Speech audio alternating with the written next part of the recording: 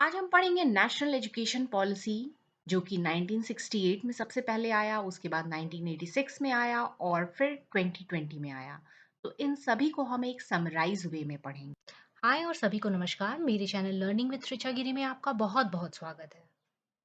Policy of education 1968 की बात की जाए तो वो कोठारी कमीशन के रिकमेंडेशन पे आया और श्रीमती इंदिरा गांधी जो कि भारत की प्रथम प्रधानमंत्री थी उन्होंने अनाउंस किया। पॉलिसी जो है वो क्वालिटी ऑफ एजुकेशन में इम्प्रूवमेंट लाने के लिए प्रिपेयर किया गया ताकि सभी लोगों को क्वालिटी एजुकेशन मिले और ये एजुकेशन सारे सिटीजन्स के लिए हो, इंडिया के सारे सिटीजन्स के लिए हो। तो हम कुछ हाइलाइट्स देख लेते हैं, important points. National policy on education 1968 पे जो प्रोविजंस थे वो थे इक्वल एजुकेशन अपॉर्चुनिटीज प्रोवाइड की जाने की बात होने लगी, यानी सभी सिटीजन्स को इक्वल एजुकेशन अपॉर्चुनिटी मिले, इसका प्रपोजल हुआ। उसके बाद फ्री एंड कंपलसरी एजुकेशन सभी बच्चों के लिए टिल द एज ऑफ 14। तो आर्टिकल 45 में ये डायरेक्टिव प्रिंसिपल है कि एक अच्छे समाज को कैसा होना चाहिए। तो उसमें एक प्रावधान है, एक चीज लिखी गई है कि फ्री एंड कंपलसरी एजुकेशन होना चाहिए चिल्ड्रन के लिए टिल द एज ऑफ 14, 14 साल के बच्चों के लिए। तो वही लागू करने की यहाँ प्रिपरेशन हुई।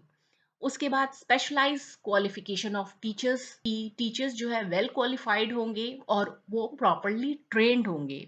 तो यदि अच्छे टीचर होंगे तो स्टूडेंट्स भी अच्छे निकलेंगे। तो यहाँ पे टीचर की क्वालिफिकेशन की बात की जाने लगी।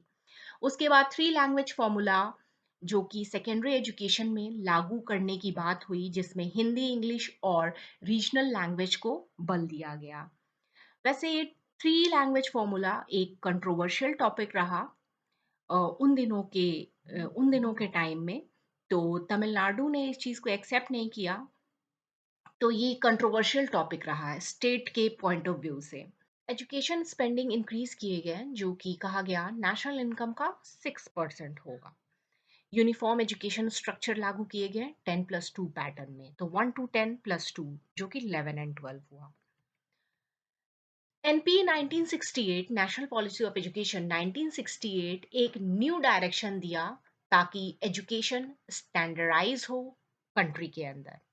यहाँ पे जो इम्पोर्टेंट पॉइंट्स थे वो स्ट्रक्चर था 10+2 का और मदर टंग को प्रमोट करने की बात की जाने लगी। 1968 के बाद 1986 में न्यू एजुकेशन पॉलिसी आई, नेशनल एजुकेशन पॉलिसी 1986, जो कि प्रधानमंत्री राजीव गांधी के गवर्नेंस में आई। तो ये सेकेंड नेशनल एजुकेशन पॉलिसी थी। तो अब हम बात करेंगे इम्पोर्टेंट पॉइंट्स की जो कि नेशनल पॉलिसी ऑन एजुकेशन 1986 में आई। तो पहला है कि high emphasis on the removal of disparity and equalize educational opportunity. तो यहाँ पे इम्पोर्टेंस दिया गया किसी भी टाइप के डिस्पैरिटी या किसी भी टाइप के भेदभाव को हटाने की, ताकि इक्वलाइज एजुकेशनल अपॉर्चुनिटी दी जा सके। तो मेनली यहाँ जो लड़कियों के साथ भेदभाव हो रहा था या शेड्यूल कास्ट और शेड्यूल ट्राइब के साथ भेदभाव हो रहा था, उनको रिमूव करने की बात हुई। तो यहाँ पे इक्वल एजुकेशनल अपॉर्चुनिटी को लागू किया गया। सेकेंड है child centre approach in primary education. तो इसके पीछे का ये लॉजिक है कि सारे चाइल्ड यूनिक होते हैं और सभी में यूनिक कैपेसिटीज होती हैं। तो उन्हीं यूनिक कैपेसिटी को बढ़ाना और ईच चाइल्ड को, एक एक चाइल्ड को ध्यान देना उनके हिसाब से, और अ, उनके लिए न्यू टीचिंग मेथडोलॉजीज या उनके यूनिक कैपेसिटी को बढ़ाने के लिए यूनिक टीचिंग मेथडोलॉजीज लाना। नेक्स्ट है operation black board to improve primary schools nation wide. तो ऑपरेशन ब्लैक बोर्ड लाया गया। ऑपरेशन ब्लैक बोर्ड को हम कहेंगे कि मिनिमम बेयर फैसिलिटी प्रोवाइड किया गया प्राइमरी स्कूल्स में। तो जो भी फैसिलिटीज, एक सीमित फैसिलिटी प्रोवाइड किया गया प्राइमरी स्कूल्स में, जिसको हम ऑपरेशन ब्लैक बोर्ड कहेंगे। उसके बाद creation of rural university model आया। तो रूरल यूनिवर्सिटी मॉडल जो कि गांधी जी की आइडियोलॉजी पे बेस्ड था, इससे सोशल और इकोनॉमिक डेवलपमेंट के लिए ग्रास रूट लेवल में आए सोशल और इकोनॉमिक डेवलपमेंट, इसके लिए ये मॉडल का क्रिएशन हुआ। नेक्स्ट है बजट एलोकेटेड टू बी 6%। यहाँ जो बजट एलोकेट किया गया वो 6% था जीडीपी का, ग्रॉस डोमेस्टिक प्रोडक्ट का 6%। तो पहले वाले में 1968 में 6% ऑफ नेशनल इनकम था और यहाँ 6% ऑफ जीडीपी लाया गया। नेशनल इनकम से जीडीपी बड़ा होता है। यहाँ पे 1986 एनपी जो है वो रिवाइज किया गया 1992 में। किस गवर्नमेंट के अंडर? तो पीएम पीवी नरसिम्हा राव, इन्होंने प्रोग्राम ऑफ एक्शन लाया जो कि कॉमन एंट्रेंस एग्जामिनेशन के लिए था। तो यहाँ बात की जाने लगी common entrance examination across India, जो कि प्रोफेशनल और टेक्निकल प्रोग्राम के एडमिशन के लिए लाया गया। जैसे इंजीनियरिंग का कोई कॉलेज में लेना है तो इसके लिए कॉमन एंट्रेंस एग्जाम हुए, जो कि सेंट्रल लेवल पे हुआ और स्टेट लेवल पे हुआ। तो सेंट्रल लेवल पे जैसे हम कह सकते हैं जेईई या एआई ट्रिपल ई, और स्टेट लेवल पे कॉमन एंट्रेंस एग्जाम्स आए जैसे एसएल ट्रिपल ई।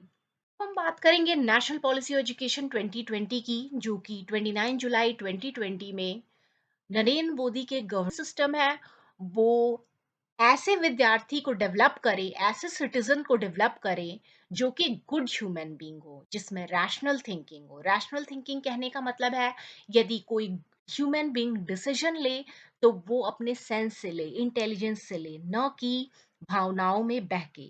उनमें कॉम्पैशन हो, वो कॉम्पैशनेट हो, करुणामयी हो, उनमें एम्पैथी हो या सिंपैथी हो, तो उनमें सहानुभूति हो, वो लोगों को समझें, उनके भाव को या उनमें जो भी दर्द है उनको समझे, तो लोगों के लिए उनके अंदर सहानुभूति हो, उनमें साहस हो, करेज हो, रिजिलियंस हो। रिजिलियंस कहने का मतलब है उनमें फ्लेक्सिबिलिटी हो ताकि कोई भी डिफिकल्ट सिचुएशन से वो बाहर निकल सके। वो साइंटिफिक टेम्पर के हो तो वो साइंटिफिकली सोचे। क्रिएटिव इमेजिनेशन हो, उनमें उनमें क्रिएटिविटी हो, तो कोई भी टाइप का इनोवेटिव काम करने का उनमें क्वालिटी हो। और एथिकल वैल्यूज हो, तो एथिकल वैल्यूज यानी ये जो चीज़ है वो मोरालिटी से रिलेटेड है, तो वो मोरल से, वो उनमें मोरल वैल्यूज हो कि किसी भी चीज़ को सही और गलत करने का, किसी भी चीज़ को सही और गलत कहने का, या सही और गलत में फर्क समझने का कैपेसिटी हो। The foundational principle of NEP 2020 are access, equity, quality, affordability and accountability.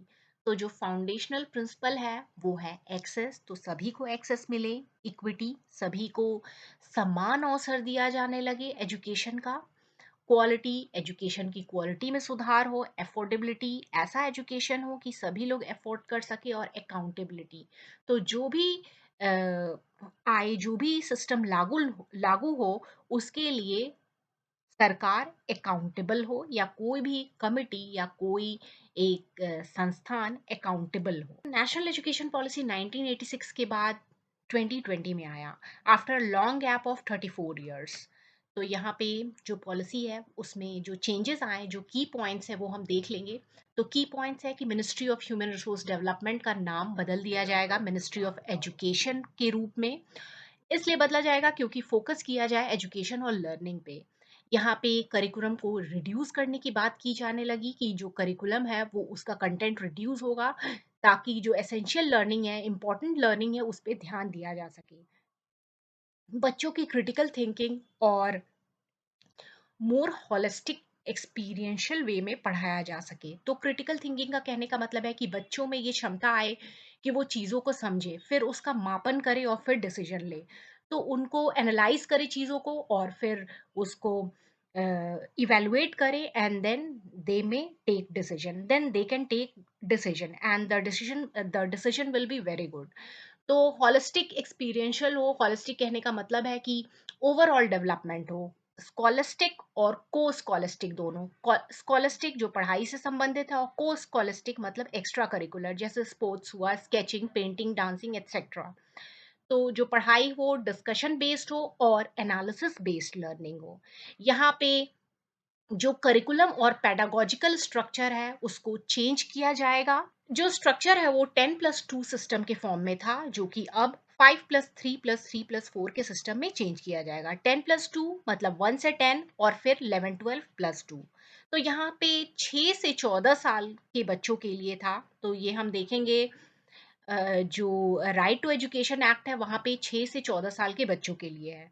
But यहाँ पे जो नर्सरी है और एलकेजी, यूकेजी वो गवर्नमेंट स्कूल्स में भी आएँगे। तो 5 कहने का मतलब है 1 से 3 नर्सरी, एलकेजी, यूकेजी प्लस 2 तो प्लस 1, 2 और उसके बाद ये 3 कहने का मतलब है क्लास 3 से 5 और फिर 3 है 5 टू 8 और इस सिस्टम को डिज़ाइन किया जाएगा ताकि ऑप्टिमम लर्निंग हो। जो लर्निंग हो वो बहुत इम्प्रूव वे में हो और जो स्टूडेंट्स हैं उनमें कॉग्निटिव डेवलपमेंट हो। कॉग्निटिव डेवलपमेंट मतलब ब्रेन रिलेटेड डेवलपमेंट, जो भी वो सोचे वो इंटेलेक्चुअली सोचे, जो डिसीजन ले वो इंटेलेक्चुअली ले, एनालाइज करे, इवेलुएट करे, फिर इंटेलेक्चुअल डिसीजन ले। तो हम फंडामेंटल प्रिंसिपल्स देख लेंगे। इस तो सबसे पहले देखते हैं recognising, identifying, strengthening the unique capacity of each student. तो ईच स्टूडेंट को की यूनिक कैपेसिटी को समझना, उसको आइडेंटिफाई करना, उसको निकालना, उसको पता लगाना और फिर उस पे वर्क करना ताकि जो उनकी यूनिक कैपेसिटी है वो उभरे, वो एक अच्छे सिटीजन्स में कन्वर्ट हो। सेकेंड है promoting each student holistic development in both academic and non academic spheres. तो यहाँ पे स्टूडेंट के होलिस्टिक डेवलपमेंट की बात की जाने लगी। होलिस्टिक मतलब ओवरऑल डेवलपमेंट, तो एकेडमिक क्षेत्र में भी और नॉन एकेडमिक क्षेत्र में भी। नॉन एकेडमिक में sports, sketching, painting etcetera, dancing etcetera. यहाँ पे थर्ड है flexibility for learner to choose their learning trajectories and programs and thereby choose their paths as per their talent and interest। तो यहाँ पे फ्लेक्सिबल है, ये जो सिस्टम है वो काफ़ी फ्लेक्सिबल है। और इसके पीछे का भी हम कारण देखेंगे कि क्या क्या फ्लेक्सिबिलिटी है। एक तो ये कि स्टूडेंट्स को उनकी कैपेसिटी के हिसाब से पढ़ाना, और भी बहुत सारी चीज़ें हैं जैसे छोटे क्लास में ही वोकेशनल कोर्स इंट्रोड्यूस कराने लगे, vocational course plus coding course. इसके अलावा अगर स्टूडेंट 10 प्लस 2 में जाते हैं, सॉरी अगर स्टूडेंट 11 12 में जाते हैं तो वो स्ट्रीम चुनते हैं, तो वहाँ पे अगर कोई साइंस लिया है तो वो आर्ट्स या कॉमर्स भी ऑप्ट कर सकते हैं। तो ये सारी चीज़ें दी जाएंगी, तो इस टाइप की फ्लेक्सिबिलिटी होगी। और भी हम आगे देखेंगे एक नेक्स्ट वीडियो में, जो कि डिटेल्ड वीडियो होगा, जो कि नेशनल पॉलिसी ऑफ एजुकेशन 2020 पे बेस्ड होगा, जो कि इसका पार्ट 2 होगा। तो यहाँ पे हम एक समरी फॉर्म में देखते हैं, ये भी काफ़ी अच्छा है, डेप्थ वे में हम डिस्कस कर रहे हैं। तो नेक्स्ट है no hard separation between arts and science. तो यहाँ पे कोई भी सेपरेशन आर्ट्स एंड साइंस का नहीं है, करिकुलम एक्स्ट्रा करिकुलर एक्टिविटीज़ का नहीं है, क्योंकि जो स्कोर कार्ड बनेंगे वो सारी चीज़ों के पे बेस्ड होंगे, वो होलिस्टिक स्कोर कार्ड होंगे, उनके होलिस्टिक डेवलपमेंट कैसा हो रहा है उस पे होंगे। वोकेशनल और एकेडमिक स्ट्रीम्स में डिफरेंस नहीं किया जाएगा, ताकि कोई भी हार्मफुल हायरार्कीज हैं उसको हटाया जा सके और जो लर्निंग है वो अच्छे वे में हो सके। तो कोई भी हार्ड सेपरेशंस नहीं किया जाएगा। नेक्स्ट है multi disciplinary and holistic education across the sciences, social sciences, arts, humanity and sports to ensure the unity and integrity of all knowledge. तो यहाँ पे जो डिसिप्लिनरी अप्रोच होगा वो मल्टी डिसिप्लिनरी है, होलिस्टिक एजुकेशन किया जाएगा, जैसा कि हमने डिस्कस किया कि मल्टी डिसिप्लिनरी हो, कोई भी अगर कोई एक स्ट्रीम चुनता है तो वो दूसरा स्ट्रीम भी ऑप्ट कर सकता है, और होलिस्टिक एजुकेशन होगा तो ओवरऑल एजुकेशन होगा। तो इन सभी चीज़ों को ध्यान दिया जाएगा। नेक्स्ट है promotion of multilingualism and the power of language in learning and teaching. तो मल्टीलिंगुअल पे भी फोकस किया जाने लगा। वैसे फर्स्ट से 5 क्लास मतलब पहला जो 5वीं तक है, जैसे नर्सरी, यूकेजी, एलकेजी इंक्लूडिंग 5वीं तक वो अपने मदर टंग में पढ़ सकते हैं, और ये मैक्सिमम 8 क्लास तक का चल सकता है। उसके बाद लैंग्वेज रिलेटेड कुछ प्रावधान आएंगे, तो यहाँ पे मल्टीलिंगुअलिज्म को प्रमोट किया जाएगा और लैंग्वेज के पावर को बढ़ाने की बात की जा रही है। नेक्स्ट है life skills such as communication, team work, cooperation and resilience. तो जो फाउंडेशनल प्रिंसिपल है वो लाइफ स्किल्स को बढ़ाने के लिए, ताकि एक अच्छा ह्यूमन बीइंग डेवलप हो, जिसमें अच्छे कम्युनिकेशन स्किल हो, उनमें वो टीम प्लेयर हो, टीम वर्क करे, कोऑपरेटिव हो और फ्लेक्सिबल हो, तो कोई भी डिफिकल्ट सिचुएशन में वो उभर सके। नेक्स्ट है regular formative assessment for learning instead of summative assessment. तो हमने फॉर्मेटिव असेसमेंट और सबमेटिव असेसमेंट पढ़ रखा है। तो अगर एक समराइज में भी बोलेंगे फॉर्मेटिव असेसमेंट, तो ये असेसमेंट फॉर लर्निंग होगा। तो लर्निंग के बीच बीच में जो असेसमेंट लिया जाता है ताकि लर्निंग में कोई भी त्रुटियां या खामियां हो उसको सुधारा जा सके। ऐसा ना हो कि लर्निंग करने के बाद एग्ज़ाम हो और उसके बाद स्कोर कार्ड दे दिया जाए और जो भी गलतियाँ हैं, उसको नज़रअंदाज कर दिया जाए। तो फॉर्मेटिव असेसमेंट पे बल दिया जाएगा रैदर सबमिटिव असेसमेंट। फॉर्मेटिव मतलब बीच-बीच में असेसमेंट लेना ताकि लर्निंग अच्छे से हो सके और सबमिटिव असेसमेंट मतलब एक बार पढ़ाई करने के बाद एंड में एग्ज़ाम लेना। नेक्स्ट है full equity and inclusion as the basis of all educational decision. तो यहाँ पे फुल इक्विटी मतलब किसी भी टाइप की कोई डिस्पैरिटी नहीं होगी, इक्वल अपॉर्चुनिटी दिया जाएगा और सभी को इंक्लूड किया जाएगा किसी भी एजुकेशनल डिसीजन में। Teachers and faculties at the heart of the learning process. तो लर्निंग का तो जो हार्ट है वो टीचर और फैकल्टी ही होते हैं। तो यहाँ भी उस चीज को ध्यान दिया गया है। नेक्स्ट है light but tight regulatory framework to promote integrity transparency and resource efficiency of the education system. तो लाइट लाइट जैसा कि हमने सुना है कि फ्लेक्स जैसा कि हमने पढ़ा है कि फ्लेक्सिबिलिटी है काफी यहाँ पे स्टूडेंट्स के को ध्यान में रख के उन्हें पढ़ाया जाएगा, उनको फ्लेक्सिबिलिटी दी जाएगी कि वो कोई भी स्ट्रीम चुनें या एक स्ट्रीम के साथ दूसरे स्ट्रीम ऑप्ट करें, और भी कई प्रकार की फ्लेक्सिबिलिटी है। तो ये लाइट अप्रोच हुआ लेकिन टाइट है। तो यहाँ पे टाइट कहने का मतलब है जो इंटेग्रिटी रिलेटेड चीज़ें हैं, जो भी कॉम्प्लायंस रिलेटेड चीज़ें हैं, उन पे ध्यान दिया जाएगा। चीज़ों में ट्रांसपेरेंसी होगी और जो एजुकेशनल सिस्टम है वो काफ़ी एफिशिएंट होगा। किसी भी चीज़ को हाइड नहीं किया जाएगा, जो भी चीज़ें हैं वो ट्रांसपेरेंट होंगी और एथिक्स से रिलेटेड होंगी। नेक्स्ट है encouraging innovation and out of the box idea through autonomy, good governance and empowerment. तो यहाँ पे न्यू चीज़ों को इम्प्लीमेंट की जाने की बात की जा रही है, इनोवेटिव अप्रोच की बात की जा रही है कि नए नए आइडियाज़ इम्प्लीमेंट किए जाएंगे, out of the box ideas implement किए जाएंगे और जो जो कमिटी होगी या जो भी बॉडी होगी जो उसको संचालन करेंगी, उसका उसका ऑटोनॉमी होगा, वो गुड गवर्नेंस पे बेस्ड होगी और उसका खुद का एम्पावरमेंट होगा। तो अभी हम विजन की बात करते हैं। अभी तक तो हम समझ गए होंगे कि क्या विजन होगा इस नेशनल पॉलिसी एजुकेशन का। तो एक छोटे वे में बात कर सकते हैं, एक समराइज वे में बात कर लेते हैं। नेशनल एजुकेशन पॉलिसी 2020 जो है उसका विजन होगा कि इंडिया सेंट्रिक एजुकेशन सिस्टम जो है उसकी क्वालिटी अच्छी हो, सभी को एजुकेशन मिले। तो इंडिया है वो इक्विटेबल और वाइब्रेंट नॉलेज सोसाइटी की तरह उभरे एजुकेशन के क्षेत्र में। तो वाइब्रेंट कहने का मतलब है full of life and energy. तो आज के लिए इतना ही। ये वीडियो का पार्ट 1 है। पार्ट 2 में हम केवल नेशनल एजुकेशन पॉलिसी 2020 की बात करेंगे और डिटेल में करेंगे कि एजुकेशन, प्राइमरी एजुकेशन में क्या-क्या प्रावधान आएँगे, हायर एजुकेशन में क्या-क्या प्रावधान आएँगे, टीचर्स के लिए क्या-क्या चेंजेस आएँगे और क्या इम्पोर्टेंट चेंजेस ओवरऑल हो सकेंगे। तो इन सभी के बारे में बात करेंगे। आई होप कि वीडियो आपको समझ आया होगा। यदि कोई भी क्वेश्चन है तो आप पूछिए कमेंट सेक्शन में। I am always here to help you out.